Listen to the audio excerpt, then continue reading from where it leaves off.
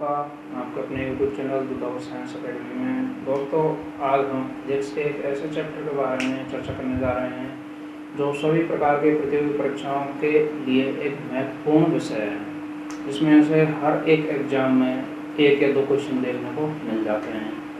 तो आज हम चर्चा करने जा रहे हैं प्रकाश के बारे में।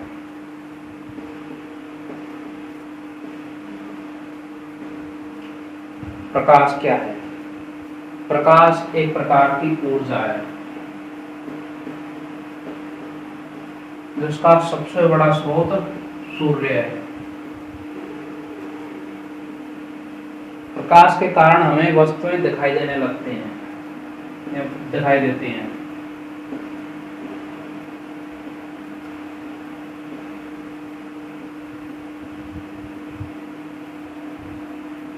वस्तुएं सबसे पहले न्यूटन ने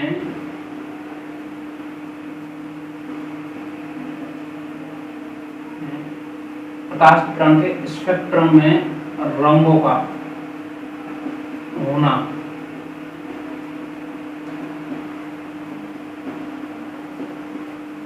सिद्ध किया था। न्यूटन ने सबसे पहले प्रकाश की किरण में, ये प्रकाश की किरण के स्पेक्ट्रम में रंगों का होना सिद्ध किया। प्रकाश का वेग,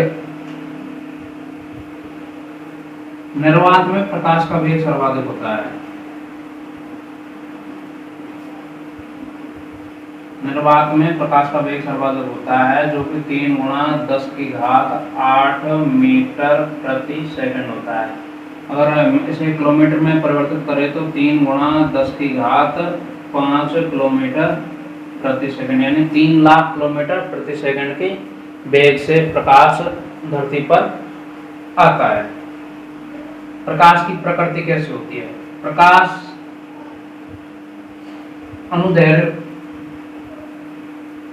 विद्युत चुंबकीय तरंगों की भांति व्यवहार करता है, जो कि अनुदैर्घ्य प्रकृति की होती है।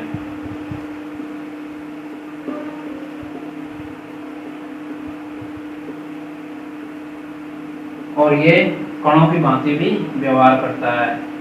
जब कणों की भांति व्यवहार करता है तो इसे फोटोन कहा जाता है। डी ब्रोगली नामक वैज्ञानिक ने प्रकाश की द्वैत प्रकृति की परिकल्पना की, यानी डी ब्रोगली के अनुसार प्रकाश द्वैत प्रकृति का होता है। अब आता है हमें वस्तुओं के रंग कैसे दिखाई देते हैं। तो वस्तुओं के रंग, तो न्यूटन ने स्पेक्ट्रम में वर्णों का होना सिद्ध किया। तो आप जान गए कि एक प्रकाश की किरण में, सफेद प्रकाश की किरण में 7 रंग उपस्थित होते हैं। तो जैसे ही प्रकाश किसी वस्तु पर पड़ता है तो वो उस प्रकाश को परावर्तित कर देती है। जब परावर्तित करती है तो वो हमारी आंखों में आता है और हमें वस्तु दिखाई देने लगती है।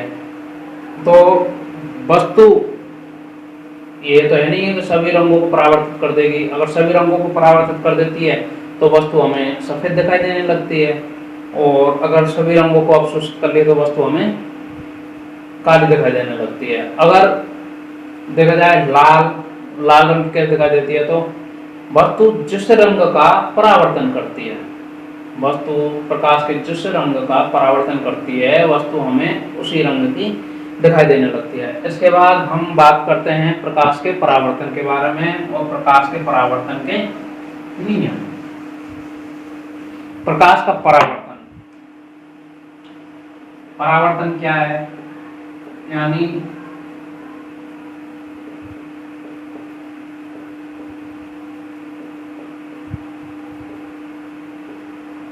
परावर्तन यानी वापसी या फिर भगा देना। अपने शब्दों में कहें तो परावर्तन, चल हमने उसका परावर्तन कर दिया, उसको बीच मतलब जैसे हमारे पास आया हमने उसे वापस भेज दिया। यानी प्रकाश जब किसी तल पर आपतित होता है तो वो तल उस प्रकाश को उसी माध्यम में वापस परावर्तित कर देता है, लौटा देता है।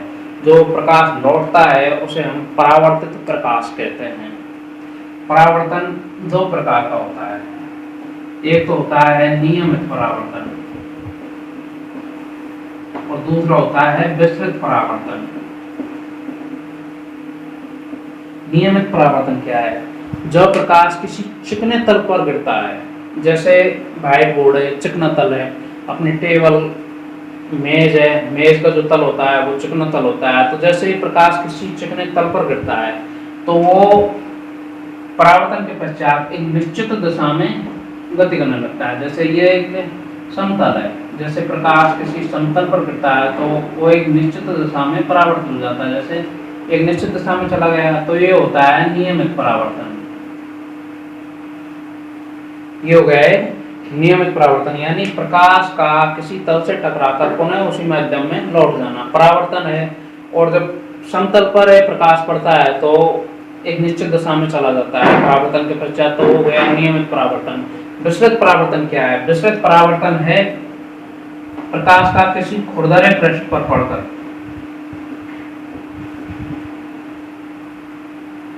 खुरदरे पृष्ठ पर पड़कर सभी दिशाओं में फैल जाना। जैसे हम देखते हैं किसी रोशनदान से प्रकाश हमारे कमरे में आता है और कमरे में आने के पश्चात वो जैसे दीवार पर पड़ता है तो वो चारों तरफ फैल जाता है। क्यों फैल जाता है? क्योंकि दीवार खुरदरी होती है, चिकनी नहीं होती।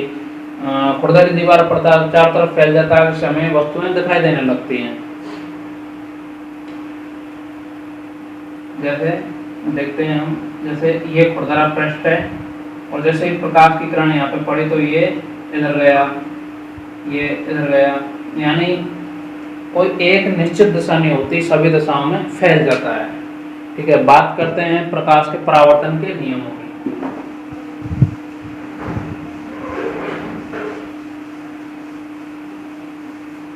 परावर्तन के नियम, यानी जब प्रकाश किसी तल पर पड़ता है,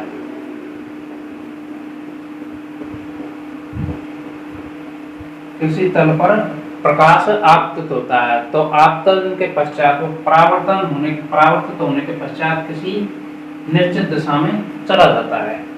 निश्चित दिशा में चला गया। अब ये क्या है? ये आपतित है, ये तो हो गई आपतित किरण और ये हो गई परावर्तित किरण। अब इसे हम कोई एक आधार मान लेते हैं, आधार लंब, जैसे ये मान लिया हमने अविलंब हो गया।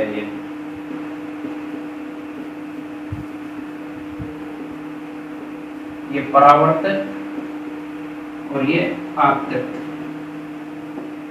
इसको हमने नाम दे दिया I और इसको दे दिया R। इस कोण का नाम हो गया I और इस कोण का हो गया R। तो आपतित किरण, परावर्तित किरण और अविलंब और आपतन कोण। परावर्तन के प्रकाश के नियम में आपतित किरण, परावर्तित किरण, अविलंब और आपतन